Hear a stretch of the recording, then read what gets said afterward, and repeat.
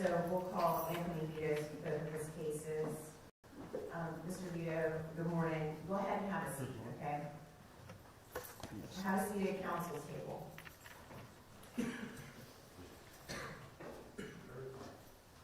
All right, I'm assuming that the state of Florida has a number of witnesses.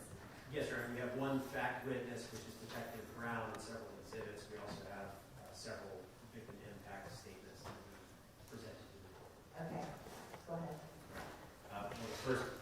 First call Detective Justin Brown with the Jacksonville Sheriff's Office.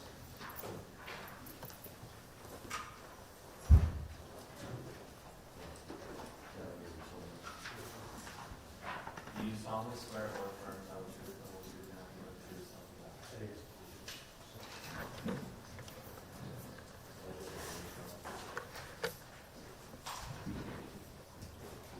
And Your Honor, before I begin my direct to Detective Brown, I sent a state sentencing memo to your judicial assistant. I wanted to make sure that you got it. I sent it to you yesterday midday.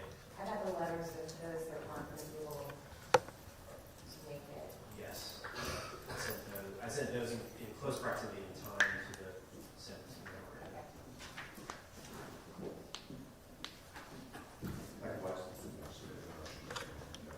And I have the motion for downward departure.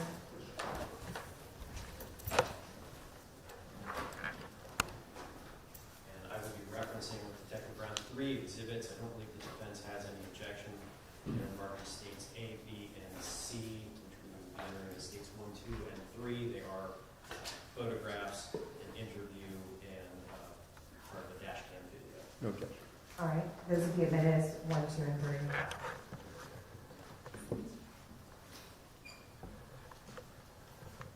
May I please the court? Yes. Detective, could you please state your name and introduce yourself to the court? Yes, sir. Detective Justin Brown, Justin, B-R-O-W-N. Where do you work, sir? Jacksonville Sheriff's Office. In what unit? I'm with the Traffic Homicide Unit. You're a detective in that unit? Yes, sir. How long have you been a detective in the traffic homicide unit? 3.5 years. Could you briefly describe what your training and experience specific to traffic crash, accident reconstruction, and traffic homicide investigation that you have? Yes, sir. I have over 500 hours worth of traffic crash investigation training and have been lead detective on over 100 traffic homicides. And specifically, were you the lead detective in a case, a fatal traffic crash on August 5th, 2021 that occurred on Bowden Road in Jacksonville, Florida? Yes, sir. Approximately what time were you notified about the crash? I was notified at 7:55 p.m. So that it was evening time that this occurred? Yes, sir. Did you go to the scene and did you walk the scene? I did. Did you observe, could you describe what you observed about the scene when you arrived? Yes, sir. When I arrived on scene, it was obviously closed down by police. Upon walking the scene, I observed the Jeep Grand Cherokee that was on the sidewalk. There were also damaged fence where it appeared the Jeep Grand Cherokee had struck the fence. I also found the victim lying on the ground behind the Jeep.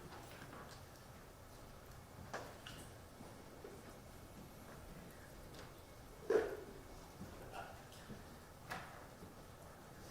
right, Detective, I'm going to show you some photographs which are in evidence as states 1 for the hearing.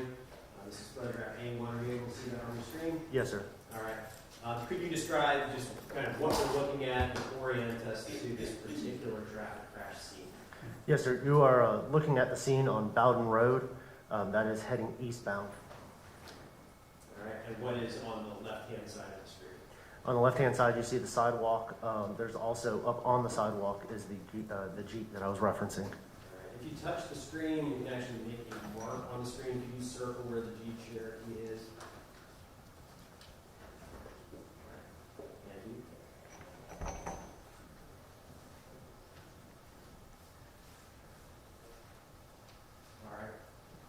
States A2 in states 1. What are we looking at in states A2? A closer image of the scene. Once again, the Jeep is on the sidewalk. And is that you in the center of the frame with other members of the traffic homicide unit? Yes, sir. States A3, what can we see in states A3? That is the damage that was caused by the Jeep. You see the damaged fence, and then underneath that sheet is the victim. And just to be just to be clear, which direction of travel was the Jeep going, and what was the conclusion of your investigation about how the Jeep ended up in that particular location? The Jeep was traveling eastbound, and it entered the sidewalk right at the intersection with Prather Drive, and it continued driving on the sidewalk until it came to a rest. So it would have crossed the westbound lane? Yes, sir. He had to have gone into oncoming traffic first, gone up, and continued down the road. I want to call your attention to a couple of objects that are visible on the sidewalk. What are the kind of lower left-hand quadrant of the screen? What are those? You see the victim's shoes, if I may touch the screen. Yeah. The first one is right there. The second one was right there. States A4. What is states A4? This would be the right-hand side of the Jeep, showing damage when he struck the guardrail. States A5. Could you describe what we're looking at here? Yes, sir. These are the tire tracks from the left wheels of the Jeep. Can you kind of use your finger to draw a mark of where the tire tracks are so you can see them? Yes, sir. So they start right here and obviously end where the Jeep is, but you can see them going right here on right off the road. That would be where his left tire was. All right. States A6. What is that? A closer image of those tire tracks. States A7. Tire tracks showing that he was clearly on the sidewalk and slightly off on the shoulder. Would this be the driver's side tires, the left front and rear tires making these marks? Yes, sir.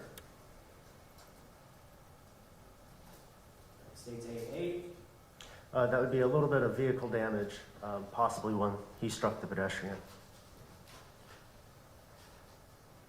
And that's the fence damage that was caused further down the sidewalk. You see the right-hand side of the Jeep where he came to a rest against the side of that guardrail.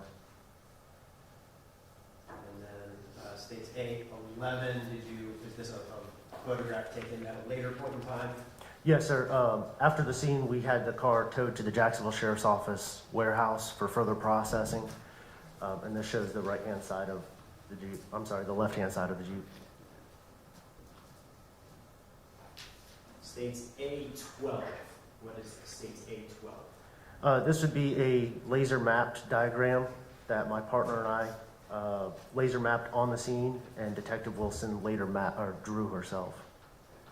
And it's difficult to read what's in some of those circles. Could you indicate what is being pointed at in some of those markings? Yes, sir. Starting on the left side of the screen, right here we have showing the tread mark, which was shown in the photographs. The second mark would be where that fence is. The third mark right there is the victim's cell phone. That would be one of her shoes, the second shoe. And right there is where the victim came to rest.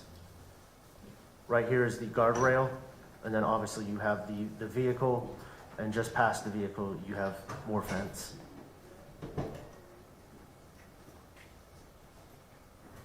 When you got to the scene, did you meet with the defendant, Anthony Perry Veto? I did. Where was he when you first contacted him? He was placed in the back of a police car, detained but not arrested. Did you make face-to-face personal contact with him? I did. Did you, while you were at the scene, notice anything that you thought was indicative of impairment of some kind? Yes, sir. First off, the fact that he drove up on the sidewalk would be a big indicator that something was wrong. But upon meeting with Mr. Veto, I actually had him get out of the vehicle. He was unsteady on his feet getting out of the vehicle, was having trouble standing up. If I may refer to my notes, just for clarification on some things. You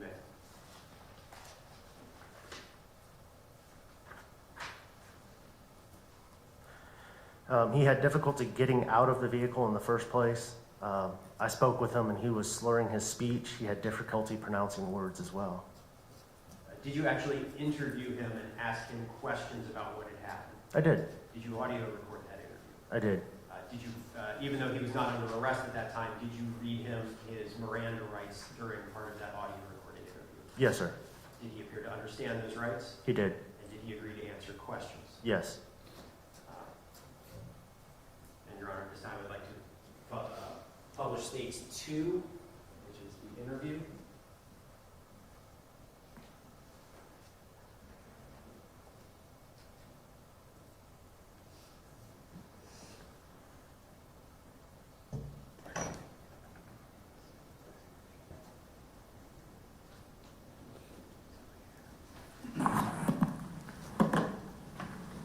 All right, this is Detective Brown. Time is 9:05 p.m. We're going to attempt to make contact with this gentleman. So let's go ahead and get him out and let's talk to him.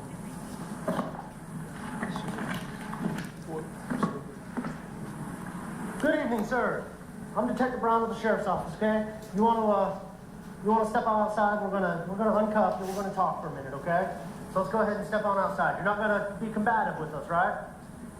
All right, step on out. There you go. 1 foot at a time.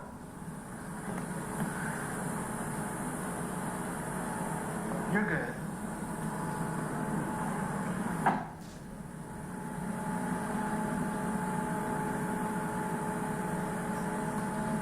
So are you okay? Yeah, I'm trying to get tough. Okay. Would you rather just stay seated? No, Okay. Well, I know, it's tough. All right, so just go ahead. Help getting your leg out, or? Just come out? Yeah, step on up. You're good. All right, I'm going to pause it there. So what, at one point you asked him if he was okay. What are you noticing while you're having this first interaction with Mr.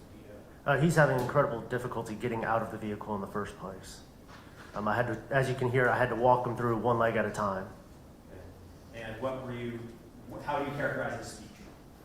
He was slurring, very lethargic. Mr. Kalinowski, could you turn it up just a little bit? Yes, sir.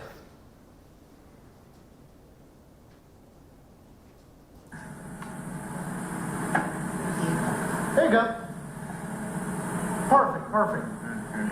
Where's that officer at? I thought it stood. All right. Well, let's hold on. We'll just step on back here. We'll just keep you right there. You're good.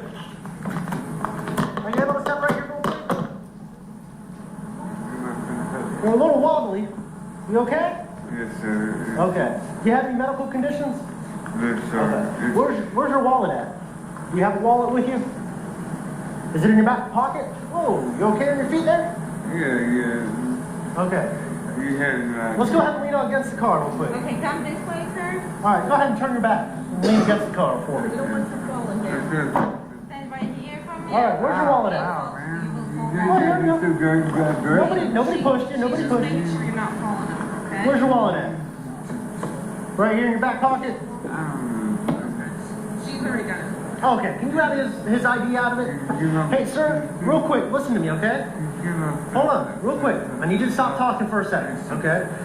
Before we ask you anything else, okay? You have the following rights in the United States Constitution. You have the right to remain silent. Anything you say can be used against you in court. Hold on 1 second, okay?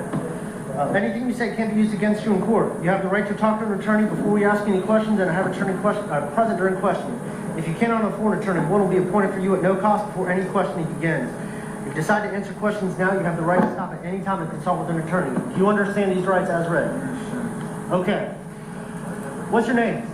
Where's his ID? Definitely one. You don't have one? Okay. Yes, I do have that. Okay, what's your name? Anthony? Anthony Carey Veto. All right, spell your last name for me. Victor ECO. Okay, is the Jeep registered to you? Yes, sir. That's your Jeep? Okay. What's your date of birth, sir? 3/2 of 80? Yes, sir. Okay. What's your address? 6030 New Kings? Is that a house, apartment? The what? Wasn't there? We hear a female voice also asking questions. Who is that? That would be my partner, Detective Wilson. Atlantic Self-Storage. So you live at the self-storage? Where are you living at? My parents run and I live with them.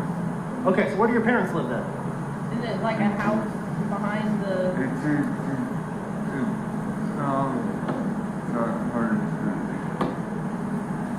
like, say. The business is down. If I need to get in touch with you at your house, Yes, sir. what's your address? that's where we can find you. Yes, sir. Business is downstairs. Okay, so there's apartments upstairs? Yes, sir. Okay, perfect, perfect. All right, sir. So what's going on? Why am I, what's going on with this little crash? Do you know what happened? I hit that curve right there and Okay. just lost it. All right, well, where are you coming from? That way.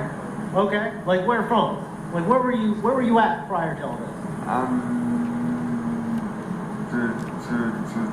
The store. The store? Do you know what store? Yes, sir. Okay, do you know what road you're on? I'm not familiar with this area. Okay, well, what brings you to the side of town? You got friends over here, or you just Yes, sir. caroused in our city? Yes, sir. It's been a rough 2 days. I get it, I get it. I'm homeless. I just had, when I got a time on for 30. Pause it there, 'cause it's hard to understand some of the things he says. Did he say it's been a rough 2 days? Yes, sir. Okay. It makes a reference to him being homeless. Yes, sir. Right. He mentions coming from the store. At that time, did you know what store he was referring to? No, sir, I did not know at that time what he was referencing. Later on, did your investigation figure out what store he was talking about? Yes, sir, I was able to figure out he came from the Speedway, just further down the road on Bowdensville. Did your investigation also show that somebody from the Speedway had called the police about Mr. Veto? Yes, sir, there was a call there about Mr. Veto acting kind of strange. He was falling asleep at the store. He fell asleep at the register trying to purchase items. $600 and Okay. Okay. Snatch and grabbed it. Okay. And So, are you aware what you hit? Okay. So, what did you hit? Do you know? Okay. Have you had anything to drink today? No. I don't drink. You don't drink? Okay. Have you had anything to any kind of drugs? Tobacco. Tobacco? Tobacco. Suboxone? Yeah. What's that? It's like a opiate thing. The medication. Do you know what's that medication for? Do you know? To keep you from craving. To keep you from what? Having craving. To keep you from having cravings? Yes. Suboxone? Yes.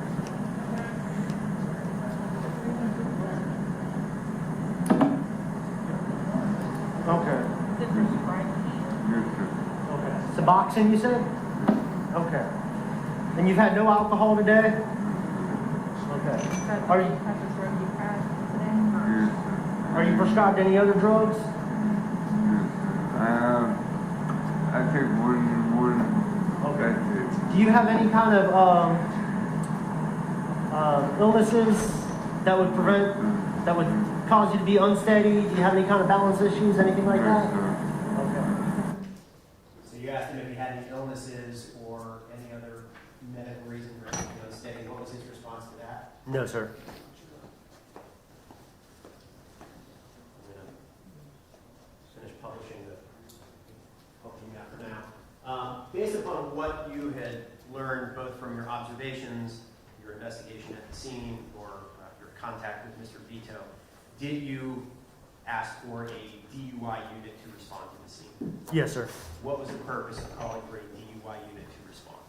Mr. Veto was showing signs of impairment at the time. And the DUI unit, did they arrive? Was that Officer White? That is. And did he perform what are called field sobriety exercises on Mr. Veto? Yes, sir.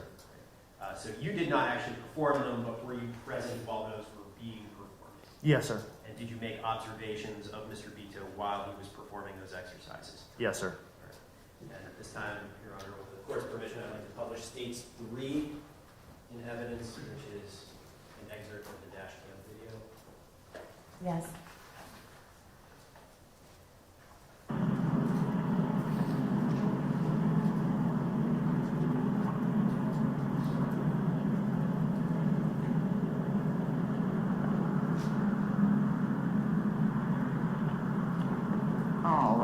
going to have you stand right here on my white light, and we're going to swap places. I'm going to come over here. You're... All right.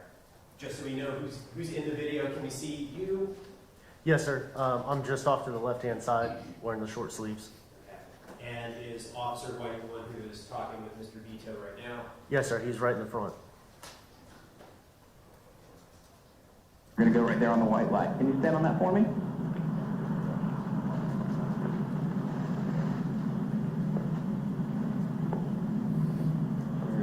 Okay, all right. Stand on the white light there for me. All right, Mr. Veto.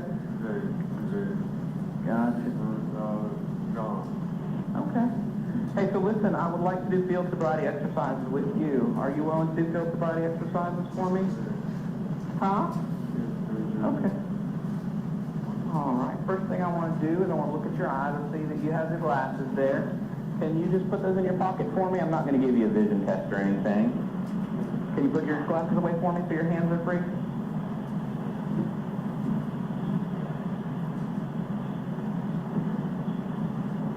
All right. And then just turn and face me if you would, please. Okay.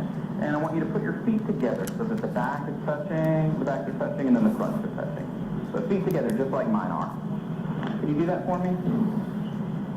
There we go. I want your hands at your side. All right.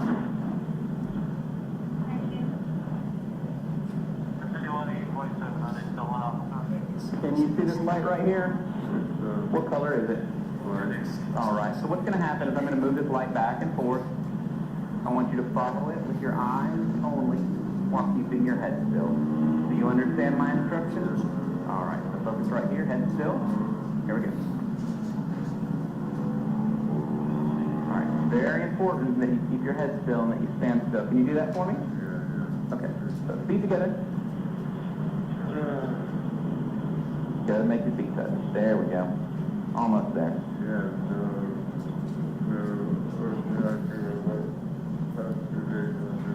Okay. Can you put your feet together for me?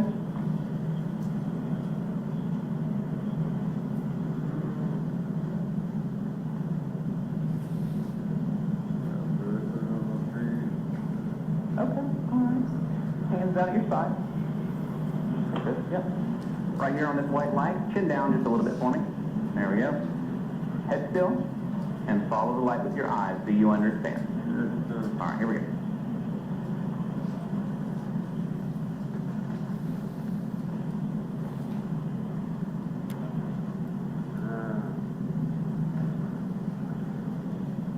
Get back to position real quick, touching. There we go. Hands at your side.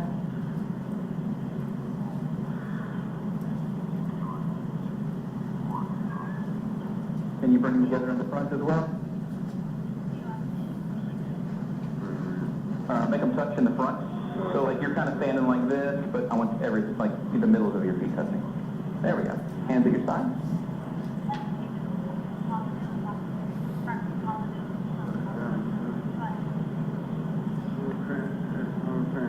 All right.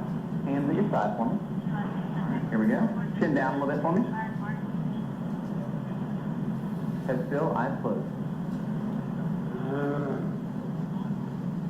All right. Come on over here for me and stand on this yellow line and face my car. My car's the one behind you. So stand on the line and face my car behind you. Yep.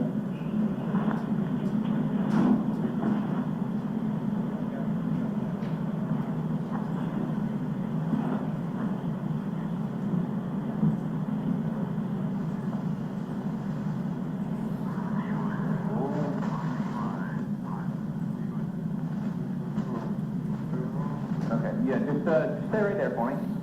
So right now, you've got your left foot on the line, okay? That's perfect. I want you to keep it right there. All right.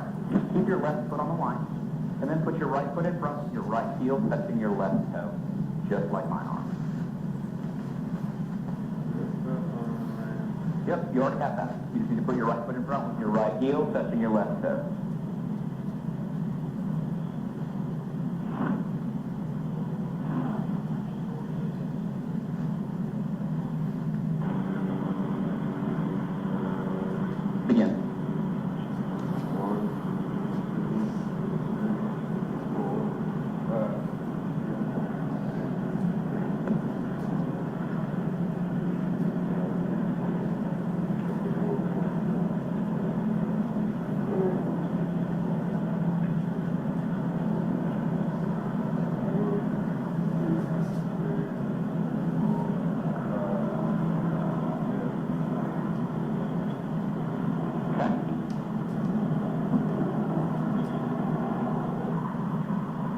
You ready?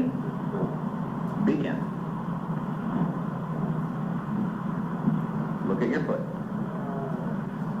Look at your foot. No.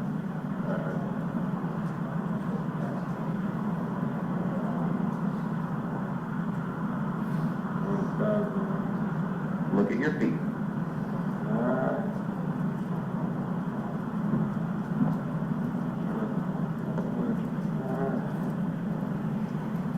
You can stop. All right, hang tight just for a moment, okay?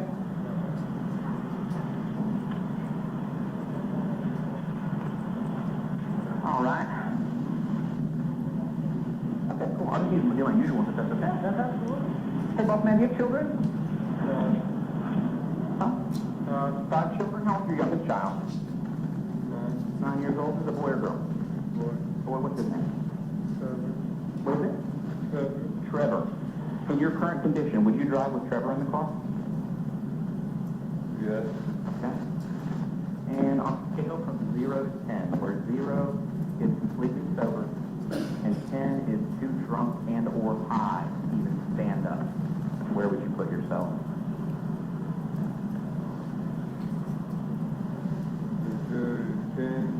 About 8. You're an 8?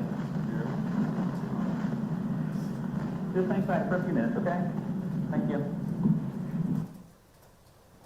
So Detective, what was that last thing that he rated himself on a scale of 1 to 10? On a scale of 1 to 10, he said he was an 8.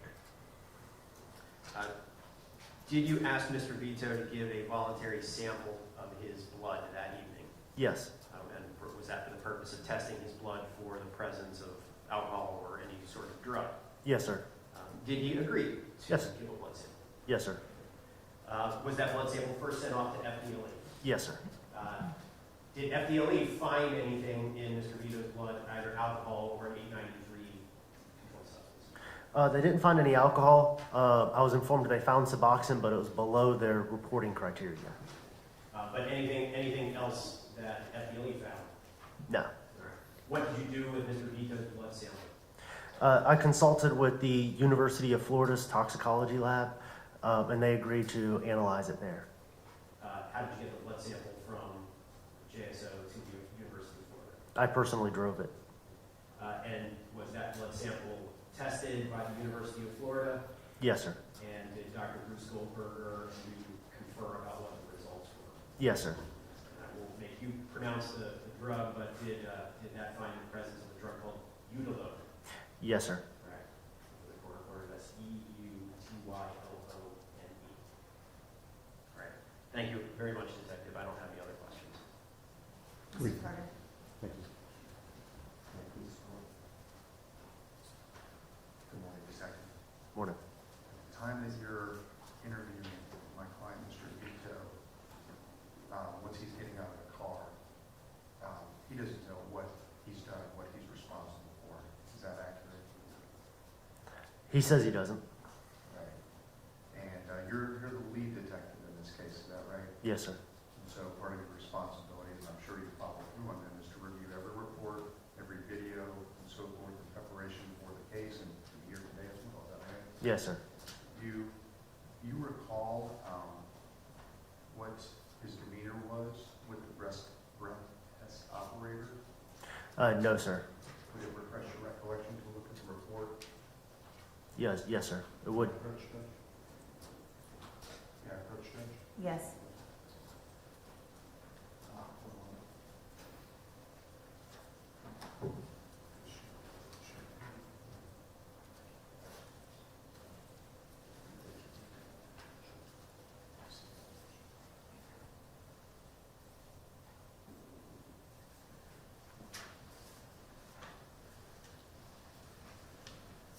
I'm just going to cut to the chase here, and these 2 pages here actually. So, if you would just read that highlighted portion on that page. Yes, sir. The highlighted portion says subject was cooperative but seemed to be extremely sleepy and confused at time. Subject also began to cry at one point while speaking with officers. He was crying when he was speaking to those officers. At that point, he understands, because he's at the jail, what he's Yes, sir. Actually, in the DUI video, I do explain to him that he was under arrest for DUI manslaughter. Yes, and that follows that, right? Yes. Okay. And is it fair to say, based upon everything we've seen and everything we've learned from the reports and so forth during the entirety of this investigation, he was cooperative as he could be? Is that right? He did cooperate. Okay. And he gave a sample of his blood, he was participating in the breath test operator, he was doing all of these things and being cooperative, is that right? Yes, sir. And upon learning that he was responsible for something as terrible and tragic as what occurred, he was crying and emotional and disturbed, is that right? He did show emotions. Thank you, that's all I have, Judge. No redirect, Your Honor. Do you mind if I ask a clarification question? I'm not familiar with Uterine. The toxicologist, is it Dr. Goldsberg? Dr. Goldberger, and I do believe we sent an article Okay. to the court about that. I believe the defense is submitting his deposition. So, Did you give that to me already? I did not. I was Okay. gonna, I'll do so now. All right, then I won't ask the officer. Thank you.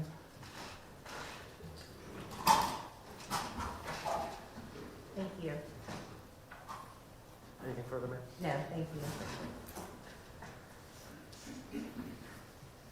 Mr. Kalinowski? thank you, Your Honor. Detective Brown is our only fact witness from this point on. It would be victim impact evidence.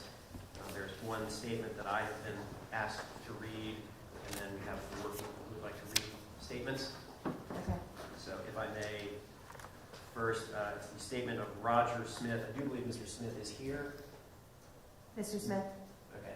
Mr. Smith is here, and he writes, and Roger is R-O-D-G-E-R, last name Smith, S-M-I-T-H, and he writes, Honorable Judge Kite, Maria, the absolute love of my life and soon-to-be fiancé, was such a wonderful and giving person, living a life to its fullest with integrity and honesty. She raised 2 of the most precious daughters, Crystal and Amanda, that anyone could ever ask for, along with taking care of her elderly mother who lived with her. August 5th, 2021, after cooking dinner for her mother and herself, as she would always do, she decided to take an evening walk through the neighborhood, as she did often, telling her mother she would be back soon. But her return did not happen due to an irresponsible driver hitting her and taking her precious life. Maria did not deserve this, and it was an avoidable tragedy that never should have happened. Her senseless death has been one of the most heartbreaking experiences for me, her daughters, mother, and other family members have ever experienced in our lives. The loss of a family member due to old age or an unavoidable illness is tragic enough, but losing someone to the irresponsible actions of another person is especially devastating. It still doesn't seem real that I will never get to hug or kiss her anymore, spend time and holidays together as we have in the past. She always wanted a granddaughter to spoil. Well, she has one now, but will never have that chance. Her granddaughter will never have the chance to see what a very special and precious grandmother Maria was. Now it's about keeping our family close and staying together and trying to be there for one another during this time. This tragedy is so heinous, I ask the judge for the maximum sentence to be given with no leniency. Thank you. Thank you, Your Honor. And then the first person who would like to present a statement is Mr. Don Redmond.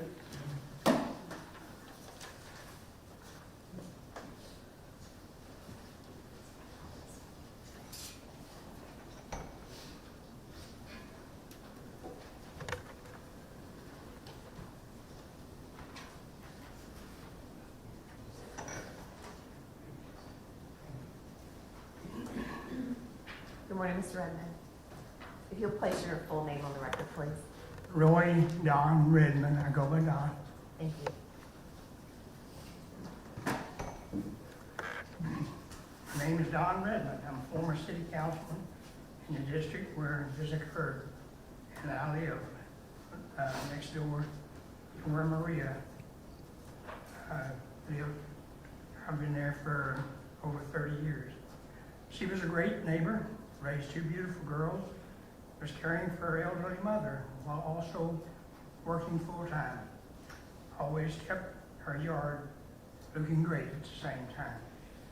I serve on the City of Jacksonville Bicycle and Pedestrian Committee. We have spent millions of dollars putting in sidewalks and streets to make it safe for people to walk and drive vehicles.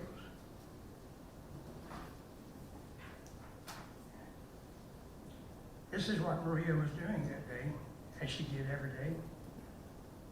Every afternoon, she would get out and walk out of the neighborhood around and return almost a mile walk, I think, trying to keep healthy, facing oncoming traffic on the sidewalk, which is what the law asks us to do, the safe way to walk on a sidewalk, 4 feet from the curb inside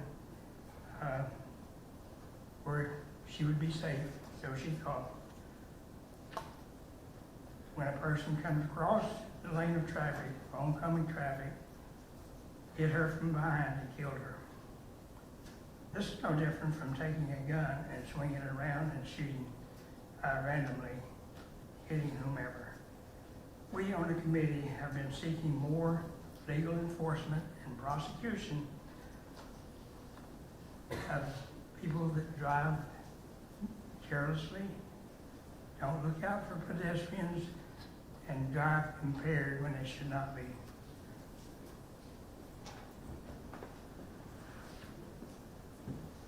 I was hit by a car on the same road, Bowden Road, a few years ago, riding my bike, and left unconscious by the side of the road. The person drove away. I never knew who hit me. This person that hit Maria got in his car, and if somebody had not taken the D.U.I out of the automobile, I believe his intentions were to do the same thing. I, along with the committee, people on my Jacksonville Bicycle Pedestrian Committee, think this man should be given the maximum sentence for this cruel and selfish act. Jacksonville is number 3 in the nation in bicycle and pedestrian fatalities. This is not a record that we should be proud of. We need to start dealing with these situations in a proper way. I thank you for the time. Any questions, Mr. Clark? No, Judge. All right, thank you. Next, the state would call Mr. Taylor Hill. Taylor Hill, please.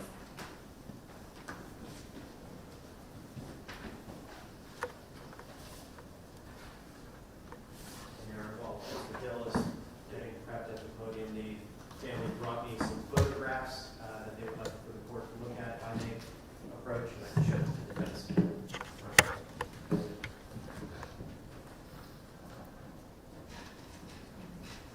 Thank you. Place your name on the record. Taylor Hill. Good morning, Judge Kite, to the court. My name is Taylor, and Maria was my mother-in-law. Personally, the loss of Maria has created a void in my life. I've also had to watch the impact of her death on my family. It's heartbreaking for me to watch, unable to help bear the grief. It's hard to feel so helpless. In the summer of 2021, my wife and I found out that we were expecting our first child. Around the 8-week mark, we made dinner plans with our parents to tell them the exciting news. Dinner was scheduled for Saturday, August 7th. On August 5th, all of that changed. Just 2 days before we were going to tell Maria that she was going to be a grandmother, she was ripped away from us. My wife wasn't able to experience the joy of telling her mom that she was going to be a mom herself. My wife was unable to see the happiness on her own mother's face. My wife was robbed of being able to ask her mom for advice in motherhood. I was forced to witness all this. I had to watch my wife struggle with the anguish of losing her mom at what was supposed to be such a joyous time for us. Maria was born in Cuba and came to the United States as a young girl. Maria's father died fighting for freedom from communism when she was just a young child. The only immediate family Maria had growing up was her widowed mother. Maria understood the importance of family, and family was her ultimate priority in life. She did not care about sacrificing her own comfort if it meant she could make her family more comfortable. Maria took care of and provided for her mother for her entire life. There has never been a time when Maria's mother was without her daughter. Not until now. Maria's aging mother's life has been upended. She has lost her only daughter. She has had to move out of the house she and Maria shared. She has lost her primary caretaker and income provider. She has lost all joy in life. She has visibly aged within the last year and a half or so, and I've had to watch Maria's mother suffer in grief at the loss of her only child. I have the pleasure of being married to Maria's eldest daughter. My wife is the strongest person I know. I've had to watch her battle grief and anxiety. My wife buried her own mother while pregnant. My wife had to go through an entire pregnancy without her mother. The stress of death and estate planning took a tremendous toll on my wife. I could physically help take care of things, but I could not bear her grief. During the pregnancy, the doctors were worried about what the extreme stress and grief might have on a developing baby. There were many sleepless nights, and we were still not sure what the effects of the stress had on our baby. But fortunately, God has given us a healthy, beautiful child who will now have to grow up without a grandmother. My mother-in-law was robbed of being a grandmother. Maria would have been the best grandmother. She always wanted a grandchild. I now have to watch my child grow up without her grandmother. And one day I'll have to explain to her who her grandmother was and why she's not here. Maria treated me like a son. She was so loving and generous towards me, and I wish we could have just had one more family dinner or one less pool day. Her death has caused grief and anxiety in my own life. Our family has completely changed. We have lost the joy of family gatherings and holidays knowing that she's gone. I've suffered loss of joy at home and in work. I've watched my wife struggle with her mom's death. I have struggled with my own bouts of despair that have negatively affected my behavior in my family life and work life. Maria's loss has created financial stress. Her presence and income are lost and no longer there to support her aging mother. We are still navigating her death and how to handle the unwanted consequences. I know what Vito's going to say. He's going to say, I'm sorry, it was an accident. I didn't mean for this to happen. He's going to offer an apology to the court, to my family. However, he made the decisions to drive when he shouldn't have. He kept driving even after being pleaded not to by a gas station attendant. He made the decision to drive under the influence while he was facing a previous driving under the influence charge. If he only would have learned from his previous charges, Maria might be alive today. I'm angry and sad at the loss of Maria. I miss her every day, and I wish she was still here. No words will ever express the emotions felt at her loss. Thank you so much. Thank you.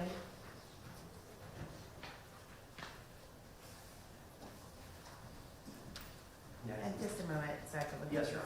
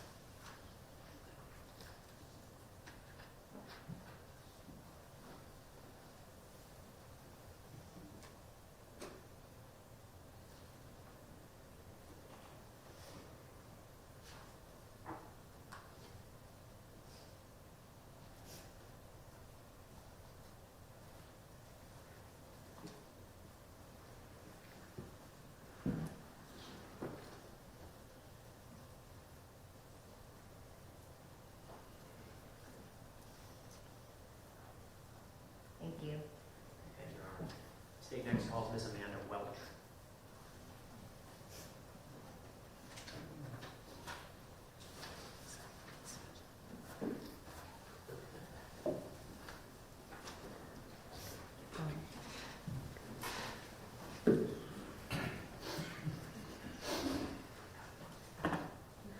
Good morning.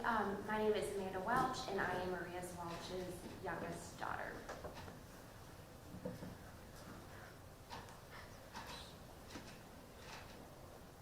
To sit here and be able to tell you how the death of my beautiful mother has impacted my life is nearly impossible to articulate.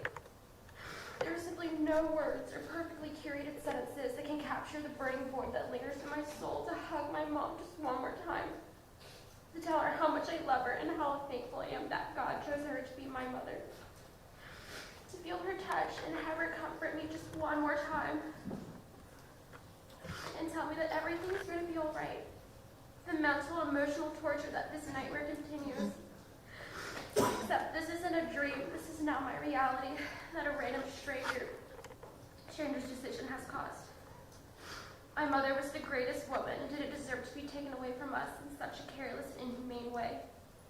She went for a post-dinner walk like she always did, except for this time, she never came home. When my mother passed away, a large part of me also went with her. As her youngest daughter, her baby girl, my mother was more than just my mom. She was my best friend and my roommate at the time. She let me live with her when I came back from Chicago. She was the one person on this earth who knew me better than myself and showed me what unconditional love really was. I've always struggled with mental health issues, and growing up with a learning disability and not the best relationship with my father, my mom was the one person that believed in me even when I didn't. She was my safe haven, she was my rock, and she made me feel seen and heard and taught me everything that I know about life. Since the traumatic passing of my mother, there was much more than just grief to process and navigate. My mother was also a full-time caregiver to my grandmother, Isabel. Isabel is an 83-year-old Cuban refugee who suffers from extreme depression and anxiety. She doesn't speak English, she's illiterate, she can't drive, and she has absolutely zero income. I inherently became her primary caregiver overnight. This is a lot to ask of a then 27-year-old who just tragically lost their own mother and is trying to create a life of their own.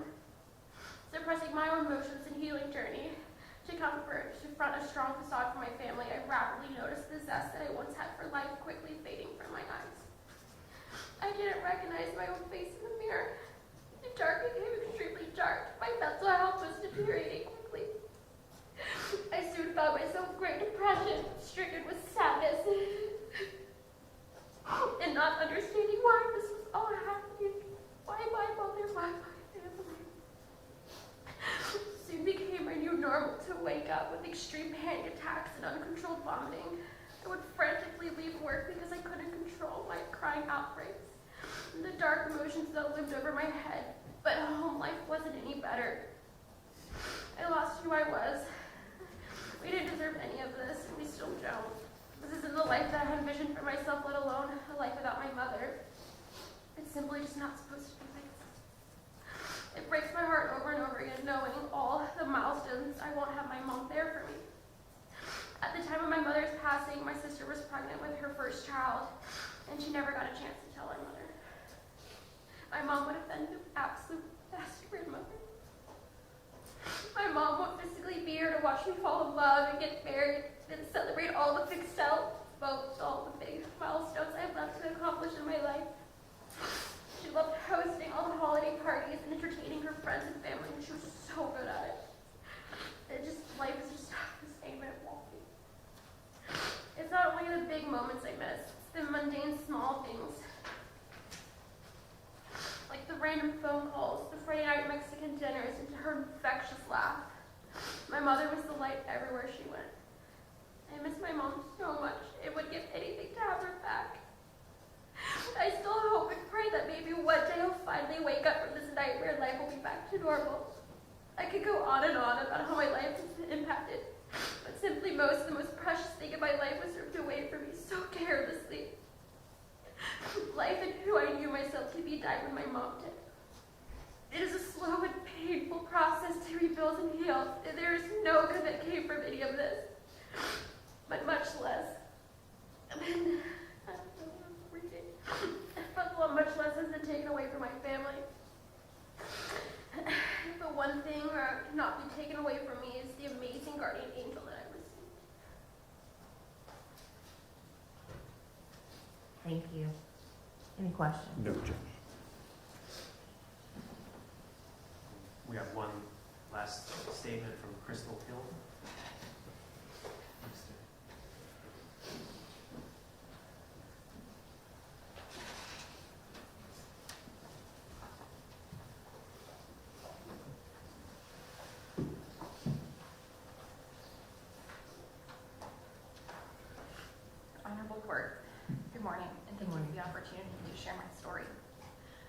is Crystal Hill, and I am 31 years old, and I'm Maria's oldest daughter of 2.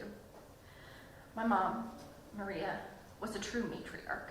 She was the center, the core, the heartbeat of our family, full of energy, vigor, love, and an incredible appreciation for life and the joys in it.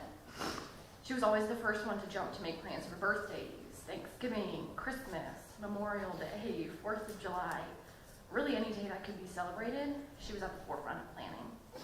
She was also the first person that I called when I had a good day and when I had a bad day. Some days I pick up my phone still and have the want and really the need to call her. She was my sounding board, my voice of reason, and my biggest cheerleader. Losing my mom 16 months ago forever changed my life. I was 8 weeks pregnant at the time of her death, and 2 days away from sharing the good news with her that her first grandbaby, a baby girl, was going to be joining our family in March of the following year.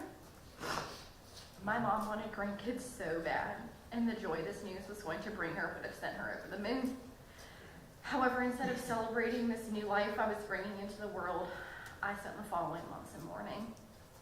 There isn't a day that goes by that I don't think about how much my mom would have loved this grandbaby, how she would have spoiled her, how she would have taken her so many places and on so many adventures. My heart aches that my baby girl will never get to meet Grandma Maria. My mom was selfless. She always put others first. She was my grandmother's, her mom's, sole caregiver. My grandmother had lived with my mom for 25 years and needed her for everything. My grandmother was fully dependent on my mom for all of life's basic things. My mom drove her everywhere, managed her finances, managed her doctor's appointments, and was her 24/7 translator, as my grandmother speaks little to no English.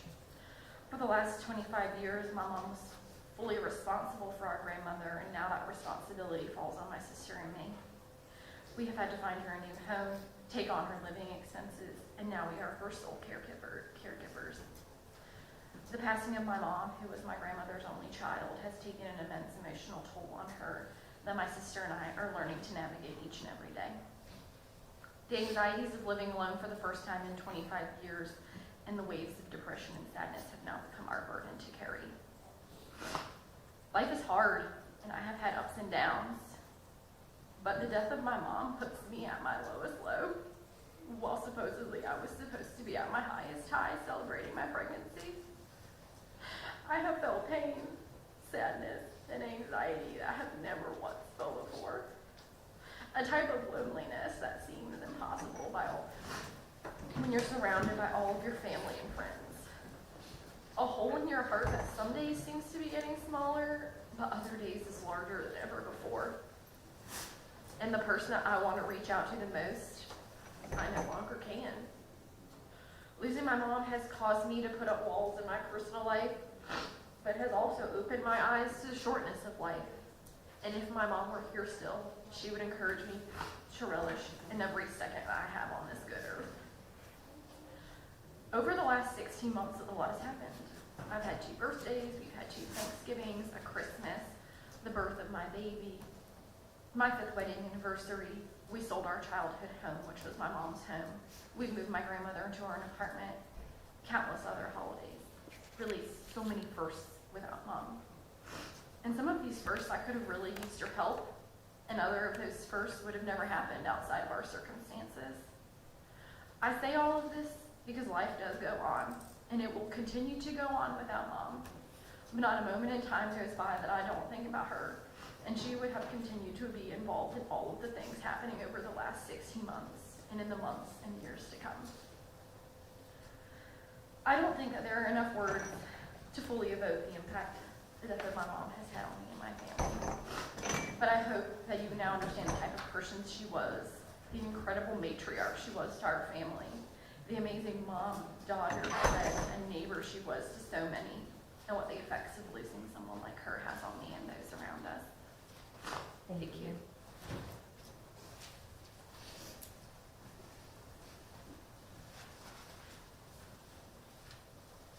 Thank you, Your Honor. I want to acknowledge the other people who have sent in impact statements. I believe the court court said that you had received those statements. Yes. And lastly, since the court had a question about the substance involved, I'll go ahead and quote from our sentencing memorandum that Eudalone is a controlled substance under 893.03. It is a synthetic stimulant, first identified in the United States in 2018. Dr. Bruce Goldberger, the director of the Forensic Toxicology Lab at the University of Florida, stated in deposition that Eudalone is a synthetic cathinone, which might be referred to by laypersons as a, quote, bath salt. It is an intoxicating substance, sometimes ingested mistakenly by persons who believe they are taking MDMA or ecstasy, but it is more potent. It is a potent psychostimulant which can cause an increase in heart rate, hypervigilance, and other common physiology to methamphetamine or cocaine. Withdrawal symptoms are more reflective of central nervous system depressants, such as difficulty concentrating and difficulty with psychomotor performance.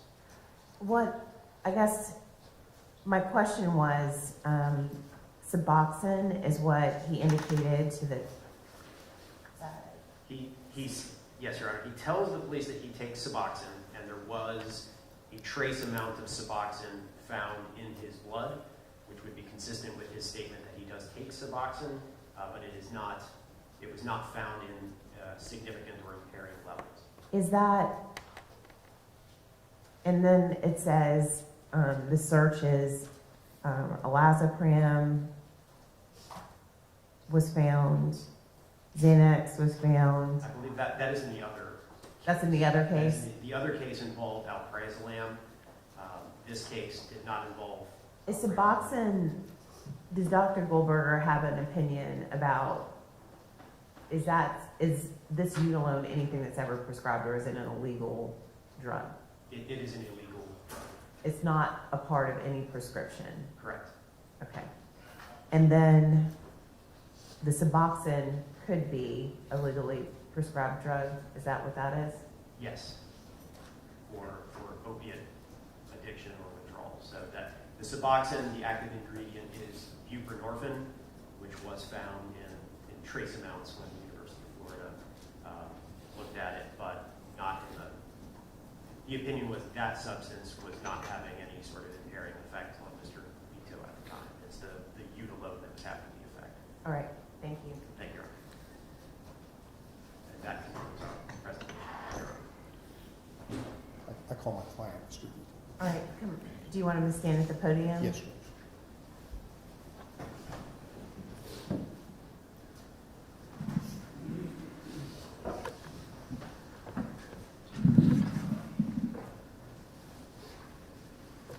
Please introduce yourself to the court and say and spell your name, please.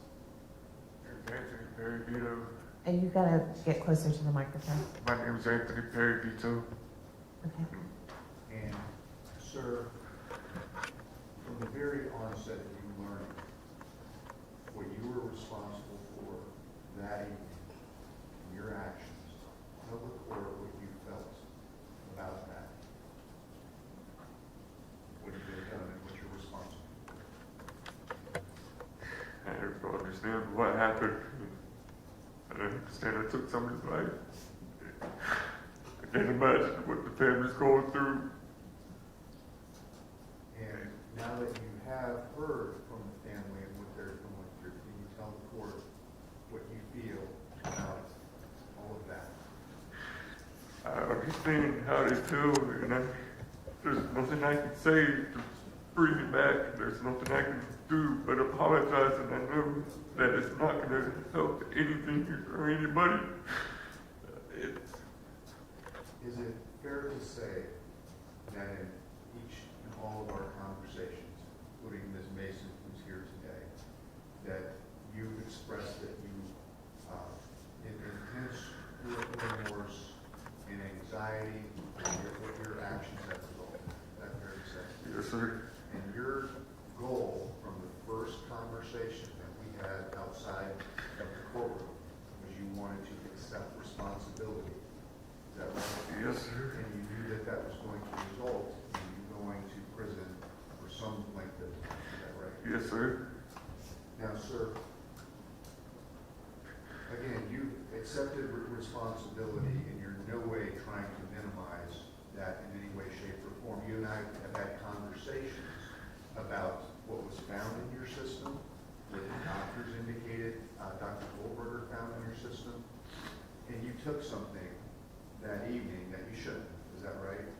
sir. and you took something that you knew was illegal in nature, is that right? Yes, sir. However, as it turns out, what you took was not what you expected it to be, is that right? Yes, sir. But nevertheless, that doesn't absolve you from responsibility for this tragedy that's undertaken, is that right? No, sir. But in any way, you did not anticipate that it would affect you how it did that evening. No, sir. You had no ability to understand what was going on at all, is that correct? Yes, sir. And it affected you, and you've never taken anything like, the term is bath salts, you've never taken that before. No, sir. And what you expected you were taking was Molly, is that right? Yes, sir. Okay. And the dramatic difference from what you expected caused you to have no business being behind the wheel, is that right? Yes, sir. And you accept that. Yes, sir. What do you want to tell this court about yourself being employed, what the court should know when trying to impose a just sentence? I work. I try to take care of my family and spend time with my family, and it's not about me. It's not. There's nothing that I could care less about me. I took somebody's life, and it's like, I can't imagine. I mean, it's just, I'm sorry. And you've expressed to me that you believe that this is a lose-lose-lose situation all of the way around, is that right?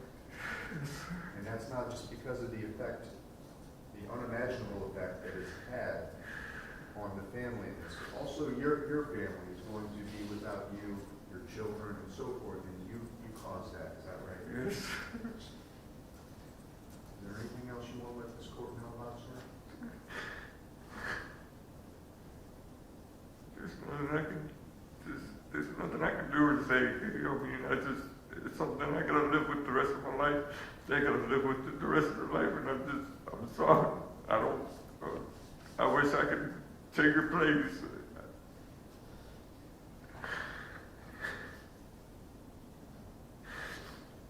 I don't have any Mr. Kalinowski? So, sir, you said you thought you were taking Molly, which is nickname for ecstasy. Yes, sir. How did you get it?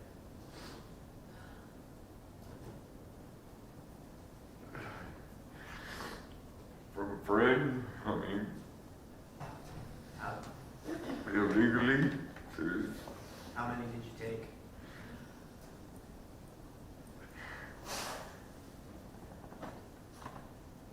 I don't know. Can't answer that. Were you taking tablets, pills? No, sir.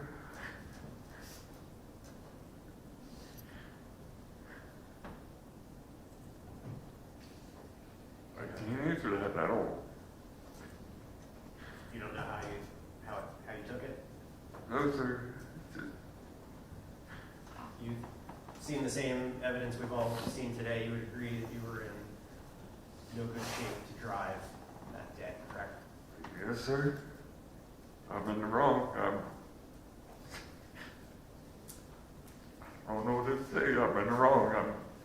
I'm sorry. I don't have any other questions. Thank you, Your Honor. Sir, you're trying to say you don't remember what occurred prior to the accident in Water Park, is that what you're? Yes, sir. Okay. But you're not in any way trying to absolve yourself of responsibility? No, I take full responsibility. It happened. I don't. I don't know what to say. Is there anything else you want to let this court know? I'm lost for words. Like I said, they've said everything they've said, and they're right. They're correct. There's nothing I can say or do to make it right. You expressed that to me on multiple occasions as well. Yes, sir. That's all the question. Right. Thank you. I would call Shirley Veto. Mr. Carter, I couldn't hear her last name when you said it. It should be Veto if I have it. Shirley Veto? Okay.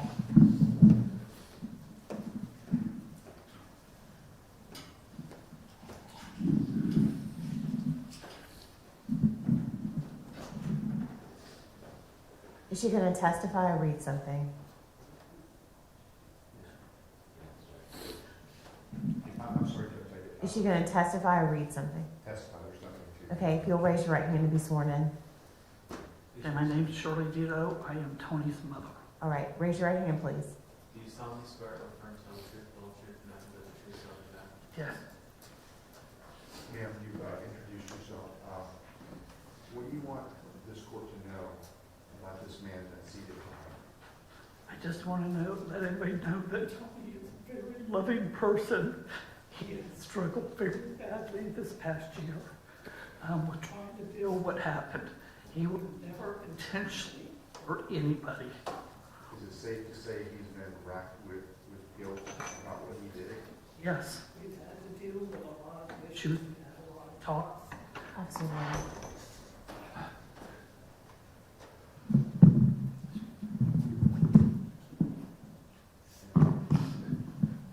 Yes, Tony has dealt with depression this past year. He's gotten some help with trying to deal with everything that has happened. Tony would never intentionally hurt anybody. The night that this all happened, I was hoping he was on his way over to stay with me. Is it safe to say that throughout this last year that he's expressed to you that he can't imagine what these people that we heard from today are going through? Yes, he has, his heart's been wrenching about what the family members have done, about what has happened and how they're having to grieve and deal with everything. And has he expressed on multiple occasions that he can't believe that he did this? Yes, several times. We talk about it all the time, and I keep telling him he just has to pray to God to help him to go through this. What else do you want to let this court know about him? Tony is going to miss his kids. His 12-year-old son wanted to come today, but we decided that it wasn't a good idea. He wanted everybody to know that he supports his dad, and he loves his dad, and he's grieving just as bad as his dad. He understands that his dad has to pay the consequences, and he's accepting that. So we're having to deal with some issues with Trevor, too, to help him deal about what's going on with his dad. Mr. Veto, Anthony Veto, had a conversation with his son about what he did. Yes, he had that. We also met today because Trevor was being very insistent about having to come and let everybody know that he loves his dad and that he would help him with anything. So instead of having him come here, we met for breakfast, and him and his dad had talked some more. Is there anything else you want to let this court know? We just want everybody to know that we are grieving with the family because our heart is broken that this has happened. And it's hard to be without your mother. When I lost my mother, I was grieving. It's hard because you want to call them and you can't. And then especially with her first-time baby, that has to be devastating. And I really apologize that this has all happened, but I truly believe that Tony is very heartbroken and he is devastated, and he is going to have to deal with this for the rest of his life. Thank you, ma'am.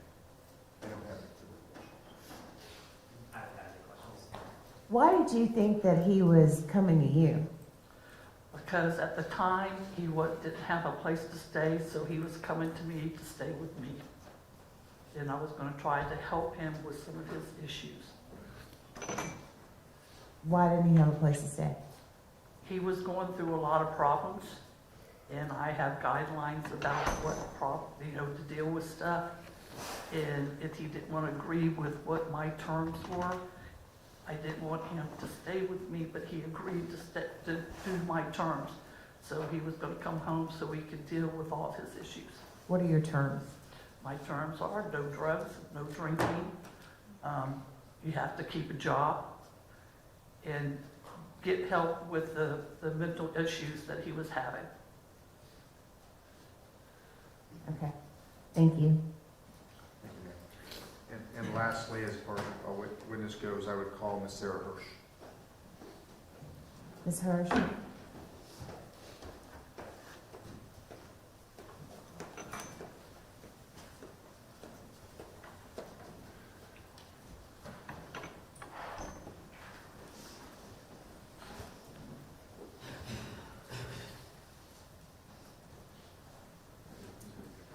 you solemnly swear or affirm to tell the truth, the whole truth, and nothing but the truth, so help you God? Yes.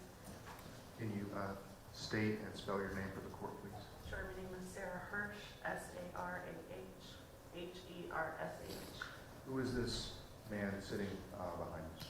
Anthony is my fiance. You gotta talk in the microphone, I can barely hear you. Anthony is my fiance, How long have you known him? just under a year. And in the course of that year, how many times would you say he's had conversations with you about the unimaginable tragedy that he's responsible for? Before Anthony and I started dating, before Anthony and I started dating, he explained the situation. Been very honest from the beginning and remorseful about the situation. It was a hindering fact because I do have a family. I didn't want to get into any situation that would cause any harm to my family. I found a best friend in him, and speaking with him, he spoke more about the family, writing letters, coming to words with the family. It's easier to speak sometimes than write. Has one of the things that he struggled with the most over the last year is not being able to come forward and say how bad he feels for what he's responsible for? He talks about it every day, wishing he could personally talk to the family and apologize to them, because he doesn't know any other way to take their pain away. There's no way to take their pain away, but he was waiting every day he could speak to them to apologize.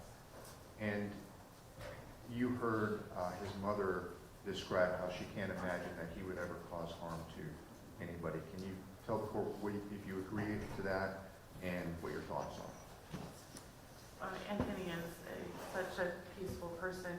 I would never in my life think he would harm anyone. If I did, he would not be around my children. I have 3 young children. I'm very protective of them and my family life. And he's not a violent, he's a very peaceful, loving man. And I can only imagine what he's going through and the family. Yes. And during the course of you knowing him, has he been gainfully employed? He has been employed up into his license situation where he was taken on part-time jobs and odd jobs to make ends meet And he, until today. yes, and in other words, he's done everything he could to help out and support the family. Is that right? Yes, sir. And has he expressed to you it's tragic that also his family and his children are going to be impacted as a result of his actions? Absolutely, every day. Is there anything else you want to let Judge Kite know? I appreciate your time today. I have a few questions. Over the past year or so, has he gotten any sort of counseling or any sort of treatment for any? Yes, sir. He is actively seeking treatment with a therapist and a general practitioner. For what? For his mental and anxiety. Anything for substance abuse or anything like that? Not that I'm aware of.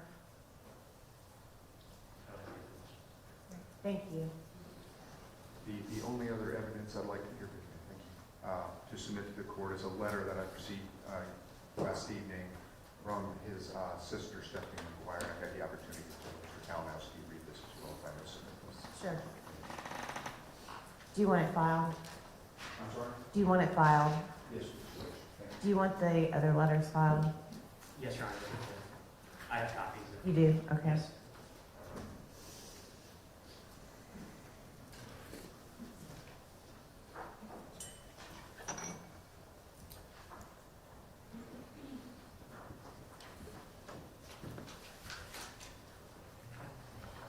File as a state's deposit exhibit. That's the state's report.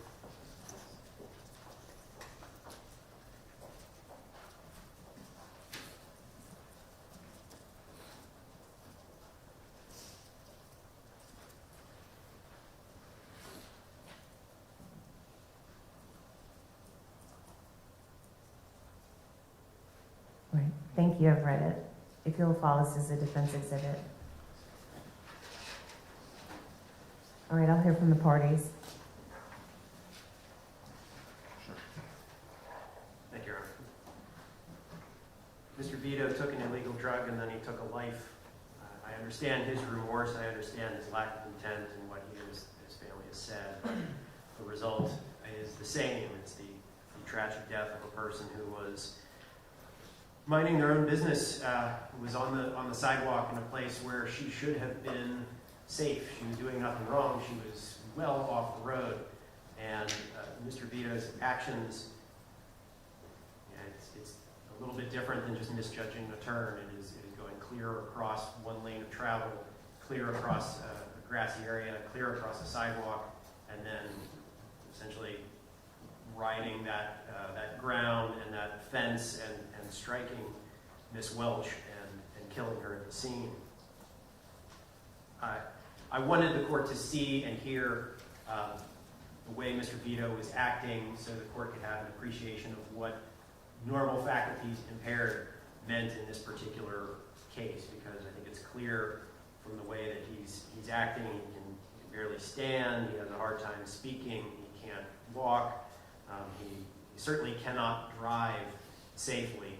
I imagine a lot of the transcription of what he was saying on the video was inaudible because of the way that he was unable to articulate his words, and whether he thought he was taking ecstasy or, that makes sense. Dr. Goldberger says that this particular drug, Utilone, is not something that usually a person is seeking out that specific drug. They are seeking a different drug, and whoever has produced it, manufactured it, wherever it has come from, is passing it off for a particular drug. So that certainly makes sense. But either way, he was trying to get his hands on some illegal narcotic, and it turned out to be a different one, and as Dr. Goldberger said, a more potent one than he probably thought he was taking.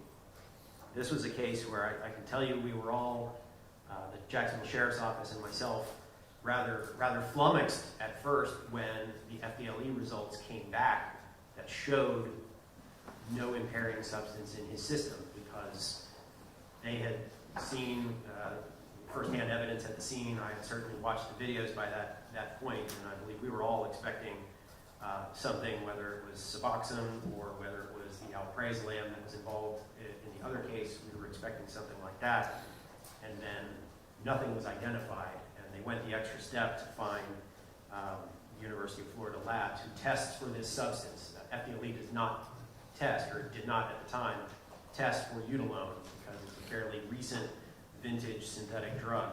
And the University of Florida was able to find it, and that made much more sense that this was a stimulant that he had taken, and he was on the crashing side of that stimulant. He had the stimulant effects, and now it was acting more like a depressant would, where he is unable to coordinate, he's unable to articulate, that he's sleepy, he's dozing off, and it would make perfect sense that in that condition he loses control of his vehicle, he goes off the road, and he causes this tragedy. And I get his taking of responsibility, but I do believe, and I understand his request for a departure of the guidelines, but under the plea agreement, we believe that the guidelines were appropriate as the top end. And so the state is asking for, in the range that he has pled to, which is the 5 years to 10 years, 10.8 months, that the court impose a sentence of 10 years, 10.8 months, which would be the guidelines. Probation can follow, and in fact the D.U.I. Is supposed to follow, so we would be asking, following that prison sentence, that the court impose a 3-year probation sentence. As part of that probation sentence, the defendant should be required to attend a D.U.I. school. He should have a task evaluation and any follow-up treatment. He certainly should use no alcohol or no drugs that are not prescribed by a physician. He should perform 200 hours of community service. He should attend a victim impact panel. There is a mandatory permanent driver's license revocation, and the state is also seeking $16,522.11 of restitution, and that is for funeral expenses as well as estate costs.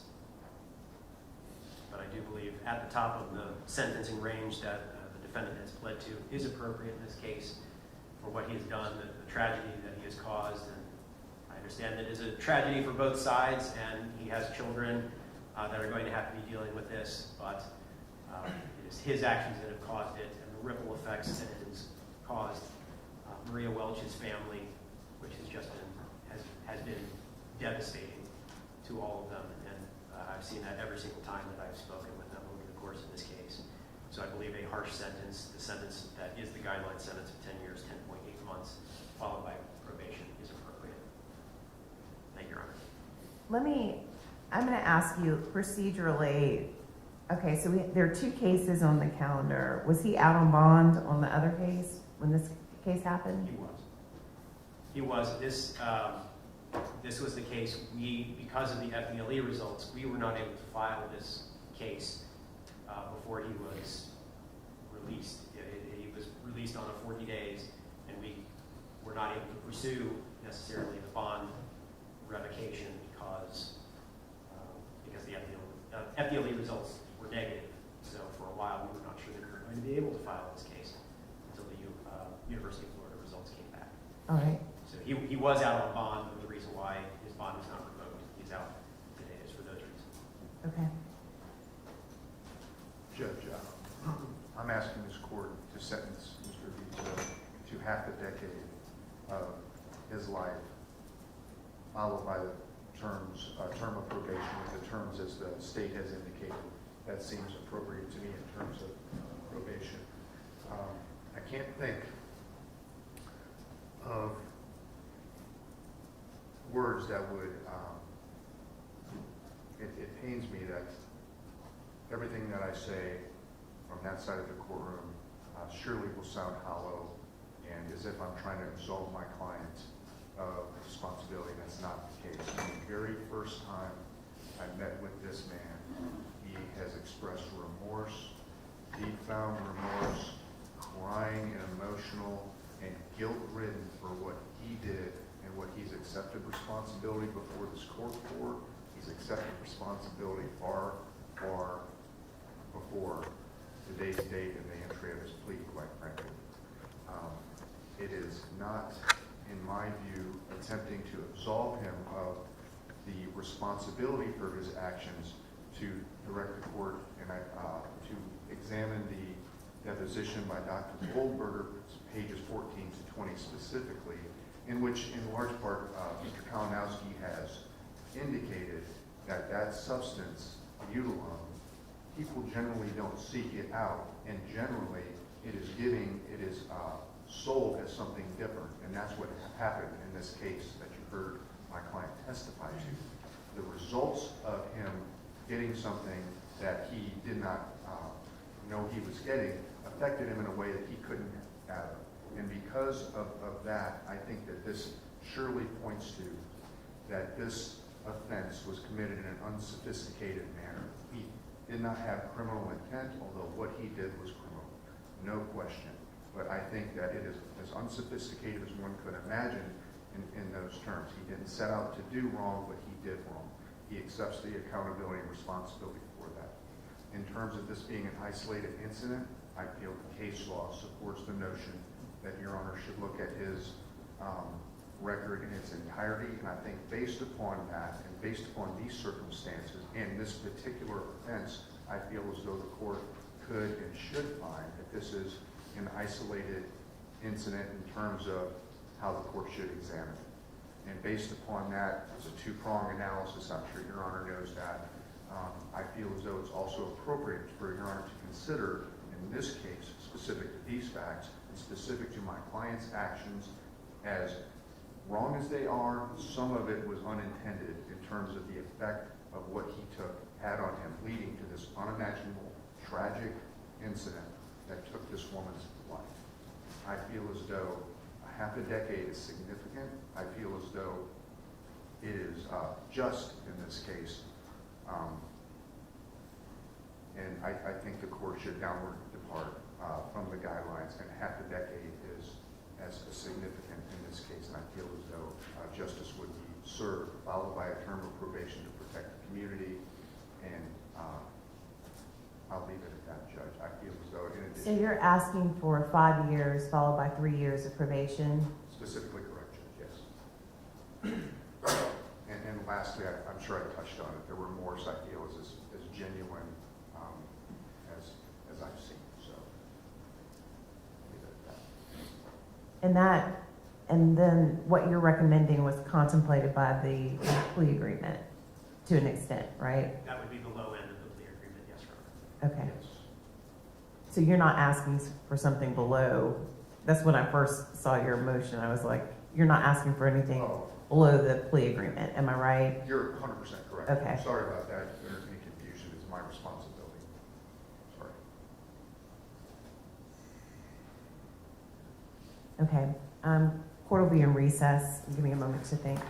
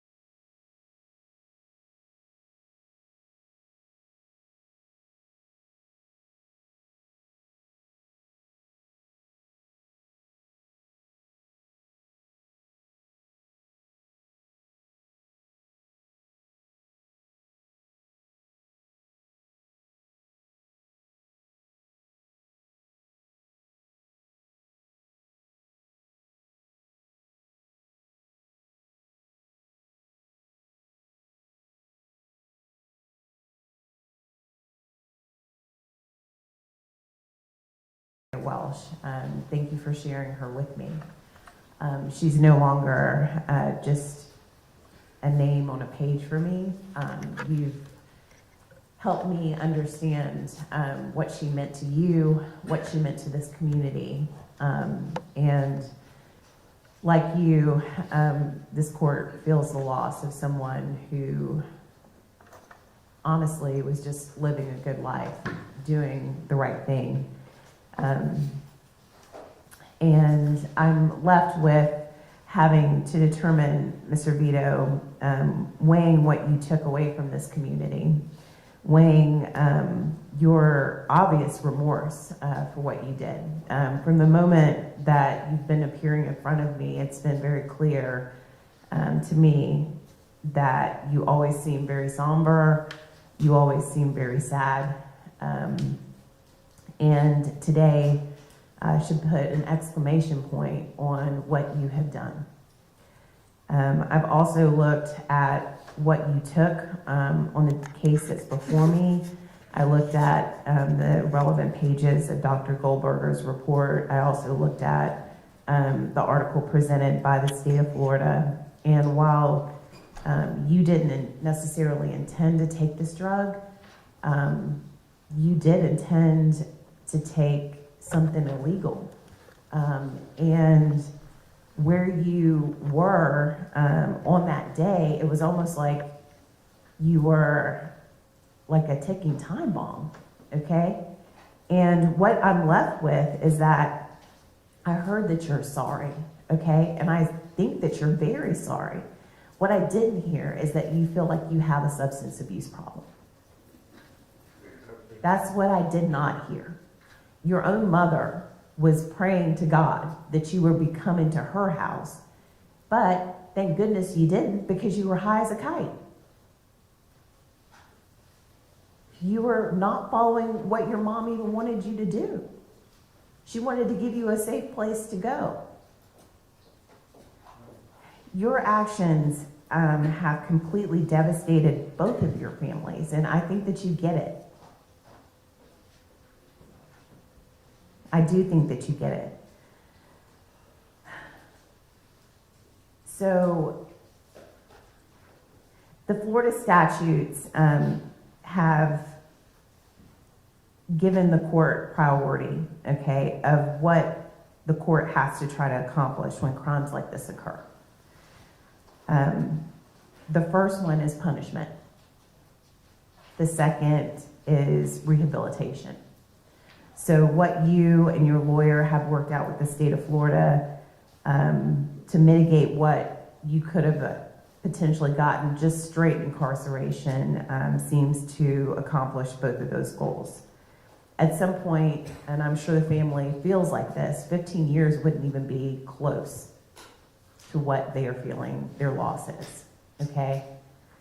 And your lawyer very, very articulately said that, you know, he's not trying to absolve you from what you've done. He said you've always accepted responsibility for what you've done, but he said half a decade, and I'm sure the family over there thinks that is not near enough. So this is where I've settled. I don't believe that a downward departure is appropriate. I have to just respectfully disagree with your attorney. I think that I heard just glimpses of what happened at that gas station before you got back behind the wheel. Even the seconds before you hit that sidewalk, there was a huge curb and you still did not come to a stop. Miss Welsh had no chance to even react because you hit her from behind.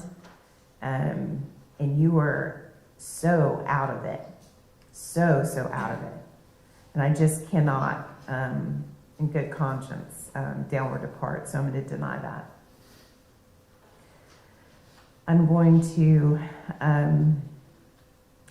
go with the guidelines that I'm curtailed by the negotiations, and I'm going to sentence you to the maximum range, which is 130.8 months in the Department of Corrections. That will be followed by 4 years of probation. I'm going to The first thing is that your driver's license will be permanently revoked. Whether you realized it before now, but I hope that you realize it now, I'm going to say it very plain. You have a substance abuse problem, okay? And so for that, I'm going to try, when you do get out, that you have to try to take care of that. I'm going to order that you undergo a task evaluation and you do any recommended follow-up treatment. You have mental health problems. That's very clear to me too, okay? So I'm going to order that you undergo a mental health evaluation and do any recommended follow-up treatment. You're also to attend the D.U.I school. I don't know what level. 1? I think it would be level 1. The state asks for 200 hours of community service. I'm not going to impose that because I'm going to require that for the first year of your probation that you wear a drug patch. You're to consume no illegal drugs. You're to consume no alcohol. You're to undergo random urinalysis screening. I'm not doing the community service because I want you to try your very best to get a job, make something of yourself once the punishment is over. To try to make restitution, is that an agreed upon amount? Yes. I'll order it now. $16,522.11. I want you to do your very best. If you're so sorry, then you'll pay every penny of what it took for them to put their mom in the ground. I've been going for the past year and a half. I have been going, taking random urinalysis and checking in every week. The reason why I'm putting you on a drug patch, I don't even know if they would pick up that drug you were on, but I'm going to try, okay? You've got to avoid all drugs, okay? I agree with you. And then also, many times this court orders restitution and it's just kind of ignored or it's put on the back burner. I'm not making you do that 200 hours that they asked me for, okay? I want you to make every effort, every extra dollar that you have, that you're not spending it on your children, that you will make amends to that family by making them whole. You heard about the financial impact that that's had. She was an 83-year-old lady's full-time caregiver, and so that's the least you could do. And you want to have a sit-down, face-to-face, let it be penny by penny, dollar by dollar, showing them that you're putting that as a priority. Okay? I'm going to impose what are the court costs? $518? There would be D.U.I fines. I need to know what those are. The total? Sure. Total is $1,361. $1,361 in court costs and fees. A $150 PD lien. Is the state of Florida asking for cost of prosecution? Yes, Your Honor. But That's just included. minimum. That's included in the fees. If you feel like the sentence that I've imposed is illegal, if there's an error, you have 30 days from today to appeal the courts. Yes. 41 days credit. Oh, yes. And I'll give you 41 days credit. Already served. Thank you for that. If you feel like the sentence that I've imposed is illegal, if there's an error, you have 30 days from today to appeal the court sentence. If you can't afford an attorney, I'll appoint one to represent you. All right. Yeah, it's 10 years. Yes. And pursuant to the plea agreement, the state will announce in All-Pros Code 30 as the counts 2 and 3 in case 2021 CF 7481, and will also announce in All-Pros Code 30 as to case 2021 CF 6376, which is number 21 on the calendar. And due to the length of incarceration, the court will dismiss the 2 civil citations associated with these charges. Thank you.